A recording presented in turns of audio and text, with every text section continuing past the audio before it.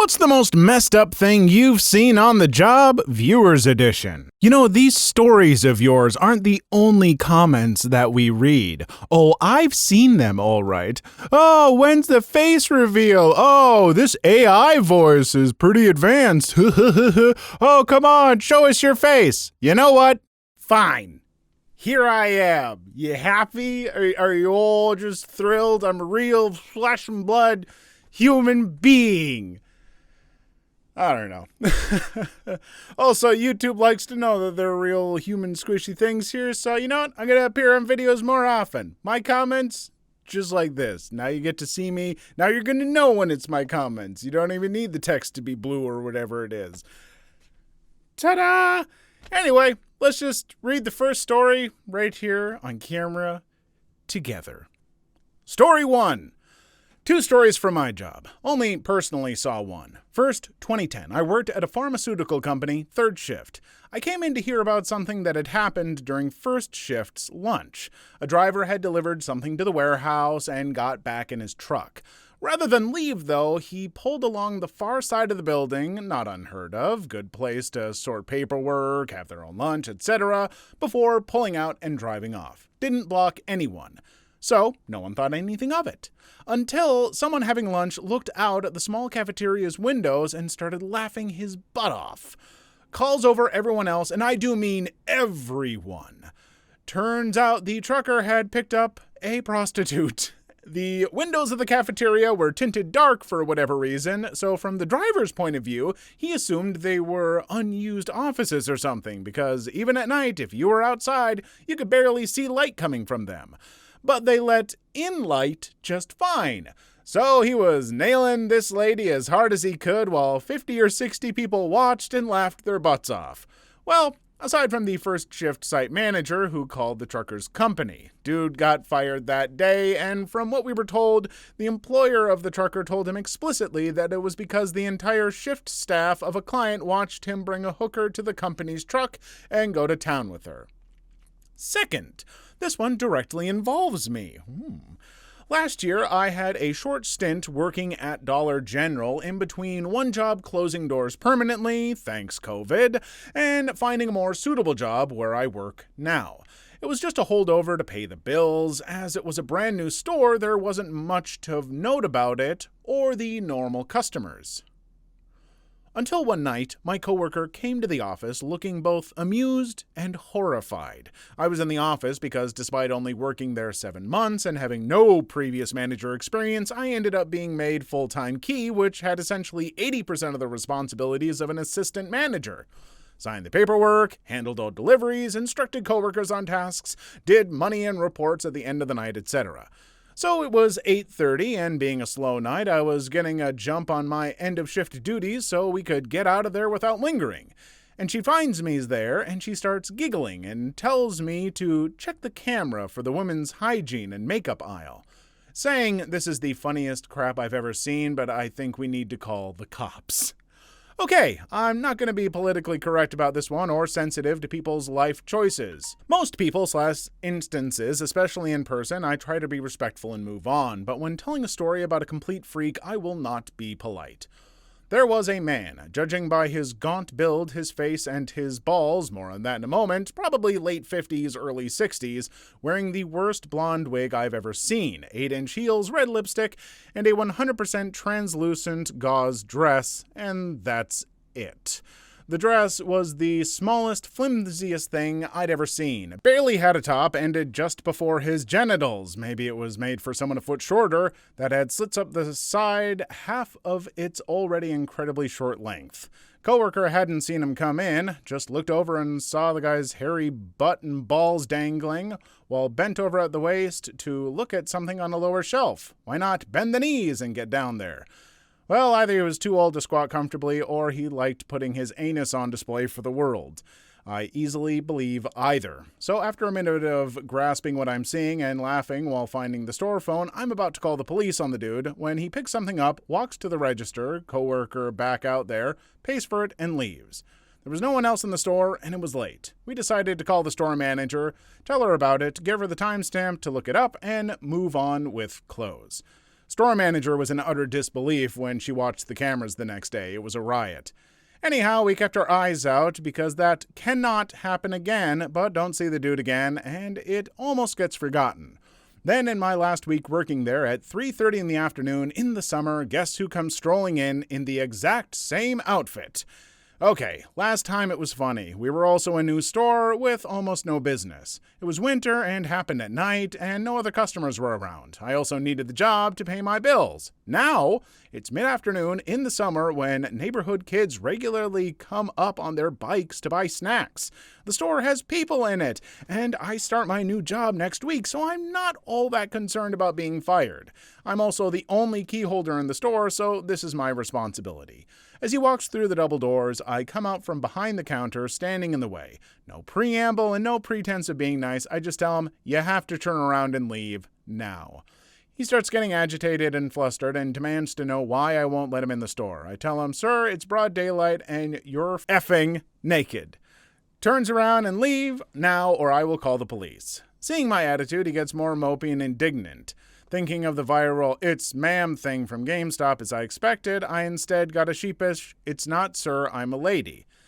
Tell him, I don't care what you call yourself, you're a freak, you're naked, and I have kids in the store, get the F out of here. And meekly, they left. And I had to laugh again as I watched them walk back to their pickup truck, which is so tall that this person who is roughly my height at 6 feet tall struggles to climb back in, especially in those stupid heels, and see them looking back at me twice as they walk away like a forlorn dog being driven from their home with their tail between their legs. Let people do what they want. Want to take your hormones and change gender? Fine. Want to wear trashy outfits to pretend you're sexy? You do you. I genuinely don't care and tend towards the shrug your shoulders and move on with my life approach. But what this person was doing to get his rocks off was not okay, and I don't regret a word I said. And if they'd showed up in a proper sundress, length appropriate, and underwear in case his bad knees meant he had to bend at the waist, I wouldn't have said a damn thing. I'd have been minimally helpful, minimally polite, cashed him out, told him to have a good day, and maybe chuckled later to coworkers about the kook from earlier. But instead, he did what he did, and so I did what I did. Oh, the old coworker who had seen him for the first time no longer worked there, but I still had her number. Sent her the text that the nudist was back. She blew up my phone almost instantly, wanting to know what happened. Okay, first off, if the person has told you it is not sir, I am a lady, call her she. She was there doing her thing, and granted, very inappropriate. Don't be showing off genitals and stuff around children. That's not okay. What she did was not okay, but you don't have to keep calling her dude and stuff like that. Get over yourself. I just want to say, yeah, it's not okay. No matter who you are, if you're finding out about yourself, you want to feel attractive, that's all well and good. But there is public decency and kids and just respecting others. And so don't go show it around your bits and your holes to people. I hate that I said that way, but yeah. Story 2 can definitely confirm Story 6. When people are diagnosed with epilepsy, doctors make a point to emphatically stress not to put things in their mouths, and that no, you cannot swallow your own tongue or bite it off. What someone having a seizure can do is bite through something that they wouldn't normally bite through because the brain's limiters are basically offline. Story 3. I was at a jewelry store in the mall picking up a ring that I got resized. As the employee went to grab my ring, I looked out into the mall. This dude just stopped next to the trash can, slowly pulled his pants off, and sat bare-butted on the trash can to take a crap. I was stunned. The employee who had just come back with my ring was also staring dumbfoundedly at the scene before us. He called security. When the mall cops showed up, they asked if he was okay. He said, yeah, but did they happen to have a TP? This didn't look to be a guy in dire straits who wasn't gonna make it. He also didn't look like an old guy with dementia.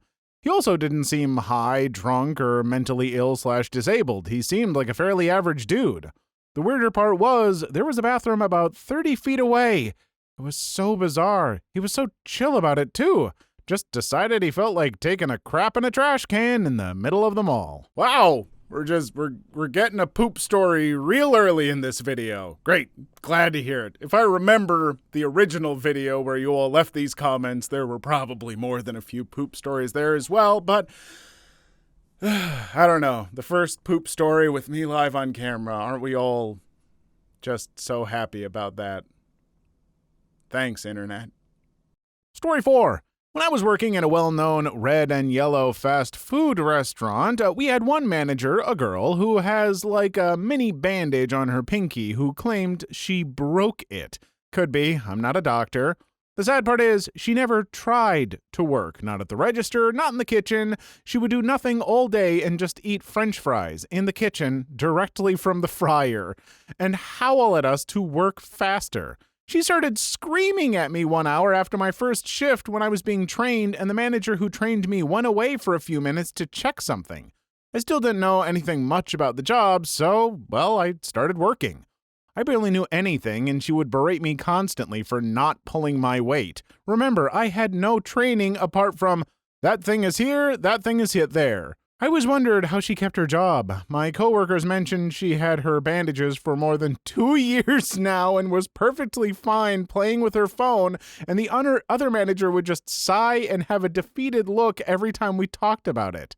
Then one day I went to restock the meat, and I saw her and the boss together in the office. You know what I mean? I knew why she was still there, and it made me mad. Story 5. I used to work part-time as a housekeeper at a small inn, and on holidays we would have to clean up rooms with many, many empty bottles of liquor that the guests would bring.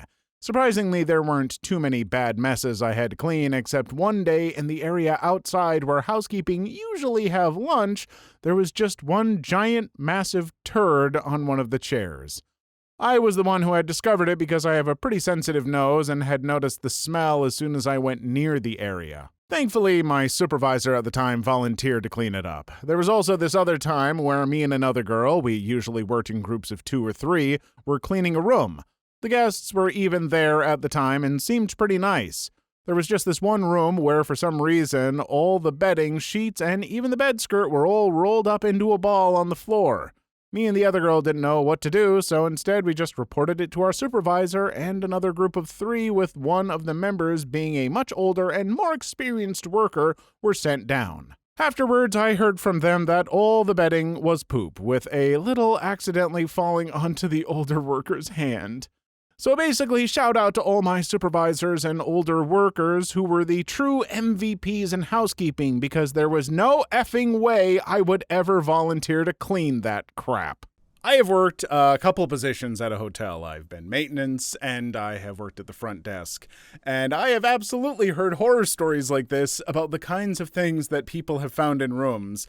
The finding many empty liquor bottles. Oh, yes. So many times has that happened. And finding poop in the rooms, wrapped up in things, in corners, in trash bins. For some reason, your room has a toilet. It's there. Oh, is it ever there? And the housekeepers are never paid enough to deal with the literal crap that they deal with. Story 6. I didn't see it, but I got a graphic description of what happened from this lead man that morning. I used to be a forklift operator for a large multinational beverage maker. One night, there was a wet floor. The third shift forklift operator was driving top speed, about 20 miles per hour, and tried to make a sudden 90-degree turn on the wet floor. 20 miles per hour doesn't sound like much until you consider that this forklift is smaller than the average car, but at 8,500 pounds, it weighs 3 times as much. Concentrated kinetic horsepower on solid rubber wheels. These are electric forklifts, and the battery weighs 3,600 pounds by itself. Anyway, this didn't go as planned. What does any intelligent, experienced machine operator do when his 8,500-pound forklift is sliding sideways out of control right at a brick wall? That's simple, of course. You put your foot out to stop your 8,500-pound forklift from hitting said brick wall, don't you? Well, needless to say, his foot did not slow the forklift at all until it got pinched between the wall and the overhead guard vertical support. He bounced off the wall, jumped off, and started to hop around on one foot. His boss saw what happened from the office and thought he was literally hopping mad. He went out to calm him down and heard him say that he hurt his foot. His boss helped him into the office, sat him down, and proceeded to take his shoe off. When the boss saw blood welling up out of his shoe, he called the production supervisor, top dog on third shift. The supervisor brought his car around to the warehouse and drove him to the hospital 4 minutes away. It would have taken longer if they had called an ambulance. As it turned out, an 8,500-pound forklift/brick wall combination is great for extracting a foot from a shin bone. When the ER staff cut his shoe off, they found that the only thing that was holding his foot on was a strip of skin 2 inches wide and 3 tendons. They reattached his foot, but had to fuse his ankles solid. He was out of work for a year, came back to work for 3 weeks, quit, and went to school to be a mortician. Who'd have thunk it? I don't know what it is about people who get certified to drive forklifts, because I've worked in multiple places where there are forklift drivers, but there is always someone who has to drive that thing at full speed, no matter how dangerous and cramped the quarters. They're in such a hurry, or, they're living out their fast and furious fantasies. I don't know, but hey, forklift speedsters, slow down, if not for your own feet, for the feet of the rest of us. Please? Story 7. My youngest brother had to have a colostomy bag for about 5 years. The day before the surgery, they had everyone in the immediate family, so all of us siblings and both of the parents sat down and had a conversation and went over a booklet. The booklet had information about how to properly administer the colostomy bag, but also how to properly dispose of the contents, and the first line in that section said, "Do not dispose in sinks or other places with plastic piping or that could possibly sit." The possible site was referring to P-traps and S-traps in situations that do not clean themselves, like sinks or bathtubs. Story 8. I've had over 3 years of retail experience, beginning back in 2019 to present day. I have a good eye for noticing small things that may be laying around. Over time, I've seen things like small bugs, jewelry, someone's fake nail, beer and food left in carts, money, and other small things like that. But one of the worst things that happened while I was at work last year was something I didn't see for myself. I was there that day, but in a different room. One of my coworkers had found a bag of electric cabbage inside a boot, and he didn't actually know what it was until he was notified that it was the devil's lettuce. The supervisor that was there that day called the cops, and I don't know what came of it. But it was definitely one of the craziest days at work for sure. Oh no, not a bag of jazz cigarette filler. That's terrible. Oh, you know what? If that ever happens again, you just give your old buddy Mr. Fax a call. I'll take care of it for you. I'll throw it out. No problem. Don't you worry about it. I got your back. I got you covered. You're gonna be fine. I'll take care of it. Story 9. Not really a job, but the most messed up thing I've seen at school was actually 2 things. One, I used to have this friend who had a strict family, and I don't remember their religion, but she had the choice of either marrying a family member or a stranger. At 13 years old, she was already in an arranged marriage. I would also usually see her with bruises and black eyes. I really wish I contacted CPS to save her from the abuse she endured. I hope she's okay. 2, a young student got pregnant by a teacher, which was really effed up. She decided to keep the baby, but I hope she's all right now. The teacher got fired, and I'm not sure if the parents took him to court or not. Story 10. I worked at a Walmart photo lab and had a similar experience. This was back when they first bought in the Fujifilm's kiosk to print your digital photos to photopaper photos. Walmart has a policy to screen every photo developed on-site for illicit materials, which was mainly for stopping CP, obviously a very good thing to prevent, but also for stopping prints of general nudity. This did not stop people from submitting all kinds of nude photos, which all had to be rejected. So one day I'm going through the submitted photos and happened upon photos taken up close and upside down of a dong dressed up as Santa. The dong was the nose, balls had googly eyes, and pubes were painted gray and styled like Santa's hair. It was styled with a beard, glasses, and a hat. At first I was surprised, then I laughed my butt off. Later, when a couple came to pick the photos up, they asked why they didn't get all of their photos printed. I had to inform them that Walmart does not print nudity at its 1-hour photo, and that they were skipped. The couple seemed to get embarrassed that we had seen their photos. Story 11. While it's more tame than some of them here, these sit kind of hard with me. I'm 21 now, and I used to work as a security guard. Indiana allows that at 18, just not armed work. I was trained in first aid and CPR. Where I used to work, I dealt with a lot of messed up things, mostly because of people not knowing any better or because of people working in America who had issues before. While working with a police department ODO, off-duty officer, I had a few incidents with drugs happen. A woman overdosed. We kept her awake. She told me about how someone had gotten her addicted to dope when she lived in Mexico, and she came to America to try and escape it. She had failed at that, lost her job, and got deported. I also witnessed a severe dope withdrawal. He nearly died, incoherent and babbling. Didn't even know his own name. I can't get the image of those eyes out of my head. Glassy, gone, almost dead eyes. He somehow survived with my inability to administer medication and my just lack of life experience. Previous to these, I had to deal with a few first aid cases that were less drug-related and more bloody. A female worker, maybe 25, reached into an overstuffed compartment, and when she pulled her hand out, skinned the top of her index finger almost down to the bone. From the first knuckle to the nail. In a different case, a separate girl fell down the stairs of our 4-story mezzanine and hit her head on a bolt. It ripped her cheek open, and I could see teeth from the side of her face, from the outside. It was maybe a square-inch hole through the side of her face. For those stories, I was either the responding guard or the backup in the incident. Now, more comedic, but still terrible. I was on tour, maybe 8 p.m. I get one of the sets of bathrooms, and a guy I knew walks up to me and asks me, "Hey, D, can you check inside? It really effing stinks." I obliged, as it was a place that I had to go into. I opened the door, and the foulest stench I had ever had the displeasure of smelling hit my nostrils. My eyes instantly watered, and I almost vomited on the spot. I basically fell out of the door and gasped for clean air. I called on the radio that I needed maintenance at those restrooms and called for a super to come with for a report. When they got there, we went in. It wasn't as bad the second time around, but once we all were in, the maintenance guy vomited.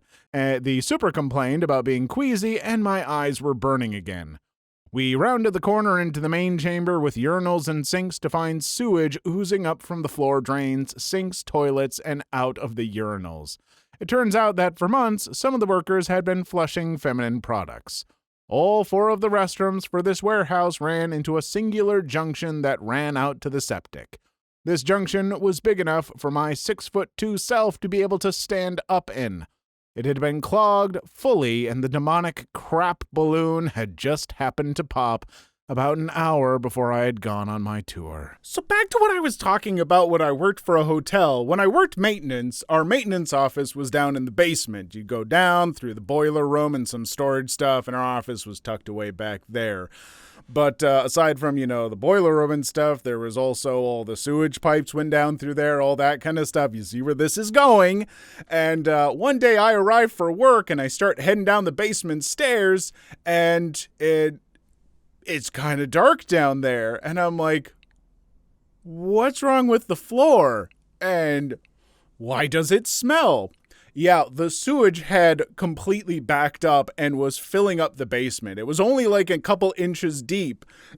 But we got there, and my work partner for the night, I won't say his name, he was already there.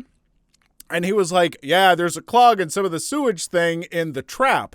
Well, the trap was like this big open thing. It was like, 5 foot by 5 foot and probably 4 feet deep. And I'm like, oh, it's like clogged in the trap. So I'm wading through this, trying to help him. We get to the trap. He kneels down in the sewage and hands me his walkie-talkie. And he goes, I'll take care of this. And plunges into the sewage. He disappeared, aside from since the surface level wasn't too deep, his butt sticking up in the air. The whole top of his body down in there for a good 10-15 seconds, comes up, gets a breath, goes back down. I've never come so close to throwing up on the job, but what an amazing memory. Story 12. I will not say where I work, but I've seen a lot of crazy crap at my job. Still work there, by the way. I have 2 stories. One, the customer bathroom toilet was flooded. We have 2 bathrooms in the store, with one strictly being for employees and always locked and unavailable without the key to it, and the other being for pretty much everyone. I told my manager and he said he would handle it. The poor guy even offered to help unclog it, but we didn't really have plungers available 24/7 as they would always end up going missing, or someone wouldn't clean them and put them back where they found them. I know, not sure who my coworkers were thinking to be responsible for this crap. It couldn't have been the guy who told me because I saw him walk in the store after I walked in to start my shift.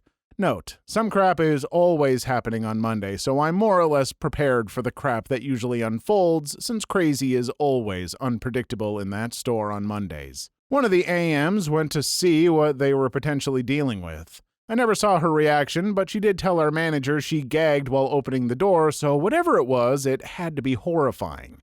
I then opened the door and oh God, did I regret doing that. It stinks. I can't even describe the smell. It was like someone crapped in the toilet without flushing it for an entire month. It was just terrible. I swear someone would be getting a life sentence for attempted murder and possible biological warfare because of how bad it was there. To make crap worse, no pun intended, the floor was covered in fluids.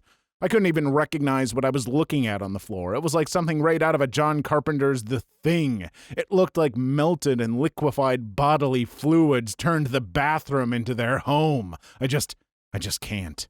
It was really that bad. I was not cleaning that either. I don't know who the poor unfortunate soul is that had to clean up that putrid wasteland, but I deeply apologize for the bio-warfare you were drafted into. 2. Some customers opened a thing of bread and a can of Vienna sausages, put the sausages in between 2 slices of bread, and ate it in one of the aisles. We found the empty can, the half-eaten sandwich, and the loaf of bread that was opened. The empty can was found on one of the crown end displays, and the loaf of bread was found in the cookie aisle. Whoever did that wanted to make sure we didn't find out about their deed too quickly. Please leave your story in the comments. I would love to make a video on them in the future. Also, don't forget to like and subscribe.